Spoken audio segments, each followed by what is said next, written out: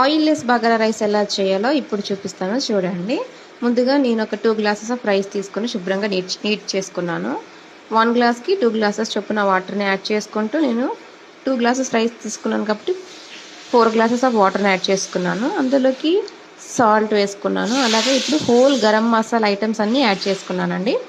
ఇప్పుడు ఒక 4-5 green chillies cut చేసి వేసుకున్నాను. ఇప్పుడు దాంట్లోకి కొద్దిగా కర్రీ లీవ్స్, కొద్దిగా పుదీనా కట్ చేసి యాడ్ చేసుకున్నాను. ఇప్పుడు ఒక 2-3 ఆర్ 4 డ్రాప్స్ ఆఫ్ ఆయిల్ వేసుకున్నాను. ఫ్రెష్గా గ్రైండ్ చేసి పెట్టుకున్న అల్లం వెల్లుల్లి పేస్ట్ కూడా యాడ్ చేసుకున్న తర్వాత ఒకసారి మిక్స్ చేసుకోవాలి. ఈవెన్గా మొత్తం మనం వేసుకున్న ఇంగ్రీడియంట్స్ అన్ని నీట్గా మిక్స్ అయ్యేలాగా.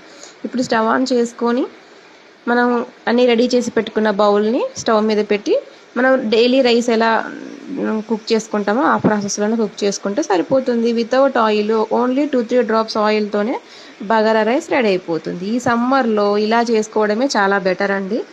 బగారా అంటే ఖచ్చితంగా ఆయిల్ వేసి చేసుకుంటాము, కానీ ఓన్లీ కొద్దిగా అంటే ఒక 2-3 డ్రాప్స్ ఆయిల్ మాత్రమే వేసుకొని చేసుకుంటే సేమ్ మనం ఆయిల్ నీట్గా వేసుకొని కుక్ చేసుకున్న బగారా రైస్ అంత టేస్ట్గా ఉంటుంది. సో ఇదండి వితౌట్ ఆయిల్ బగారా రైస్. మీకు ఎలా ఉందో కామెంట్ చేయండి. మాకైతే చాలా బాగా అనిపించింది. టేస్ట్